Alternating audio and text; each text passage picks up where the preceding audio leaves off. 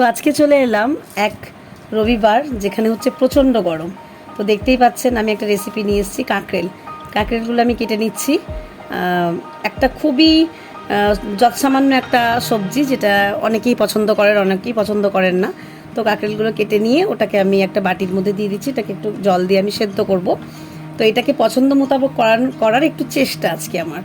আমিও কারোর ব্লগ দেখে সেখান থেকে আমি শেখার চেষ্টা করি, যে যাতে এমন কিছু বানাবো যেটা ছেলেমেয়েরা হয়তো খেতে চায় না, কিন্তু আমি তাদের খাওয়াবো। তো কাঁকরেলগুলো সেদ্ধ করে নিয়ে এর ভিতরে যে বীজগুলো থাকে ওগুলোকে আমি বার করে নিচ্ছি। দেখতেই পাচ্ছেন যে আমি মিক্সার গ্রাইন্ডারের মধ্যেই একেবারে রাখছি। তো এরকম আস্তে আস্তে করে সব কাঁকরেলের বীজগুলো আমি এরকম করে বার করে নেবো, যাতে বীজগুলো ওয়েস্টেজ না হয়, সবটাই যাতে আমাদের শরীরে যায়, ছেলেমেয়ের পেটে যায়, এটাই। তার সঙ্গে নিলাম কিছুটা কাজু কিশমিশ, আর ঘরে একটু পনির ছিল, ও থেকে হাফটা নিয়ে নিলাম। এক প্যাকেট পনির প্রত্যেকের বাড়িতেই থাকে। তো হাফ পনির নিলাম, একটু নিলাম পোস্ত বাটা, কাজু কিশমিশ, আর একটু সর্ষে বাটা, মানে সর্ষে নেবো বাটার জন্য, 4টে, স্বাদ মতো আপনারা যেরকম ঝাল খান।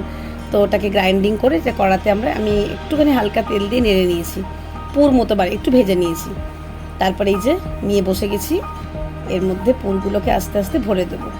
তো পুরটা বানিয়ে একটুখানি মেয়েকে টেস্ট করতে দিয়েছিলাম, তো ওর তো ভীষণই ভালো লেগেছে, খুবই সুন্দর স্বাদ হয়েছে। তো আমি প্রেফার করবো এটা যদি নিরামিষের দিন আপনারা বানান, তাহলে এটা একটা মানে প্রথম পাতে স্টার্টার হিসেবে আপনারা খেতে পারেন। তো এগুলো আমি আস্তে আস্তে বসে বসে পুরগুলো সমস্ত কিছু ভরে নিয়েছি। আসলে মেয়ে কাঁকরেল ভীষণ পছন্দ করে, ছেলেটা আমার কাঁকরেল খেতে চায় না খুব একটা। কাঁকরেল আলু ভাজা করি, কাঁকরেল শুধু ভাজা করি, তো ওকেও যাতে খাওয়াতে পারি, সেই জন্য এই চিন্তাটা মাথার মধ্যে এলো যে ঘরে থাকা সামান্য ইনগ্রিডিয়েন্টস দিয়ে যদি একটা কিছু বানানো যায়। তো দেখতেই পেলেন আমি পুরগুলো ভরে নিয়েছি। এবার কড়াই বসিয়ে দিলাম, একটু রিফাইন তেল দিয়ে দিলাম। এবারে যে পুরগুলো রয়েছে, মশলার দিকটাকে উল্টো করে তেলটা গরম করে আমি ওর মধ্যে দিয়ে দিলাম। একদম তেলটা গরম হওয়ার পর ওগুলো দিয়ে গ্যাসটাকে পুরো সিম করে দিয়েছি। একটা করে উপর করে দেবো। ছাঁকা তেলে ভাজার কোনো প্রয়োজন নেই, অল্প তেলেও ভাজা যায়। আর এটাকে আরেক রকমভাবে আপনারা করতে পারেন, এটাকে একটা বেসনের ব্যাটার তৈরি করে ওটার মধ্যে ডুবিয়েও আপনারা ছাঁকা তেলেও ভাজতে পারেন, কিন্তু প্রচণ্ড গরম তো আমি আর ওটা করলাম না। এই যে দেখতেই পাচ্ছেন যে উল্টানোর পর কি সুন্দর একটা কালার এসেছে। আমি এটা প্রথমবার ট্রাই করছি, তো আমার তো দেখে ভীষণ ভালো লাগছিলো, তো এটাকে উল্টে দিলাম। তো যেহেতু সেদ্ধ করা কাঁকরেলগুলো, তো সময় বেশি লাগেনি, আমি গ্যাসটা সিমে রেখেই করেছি।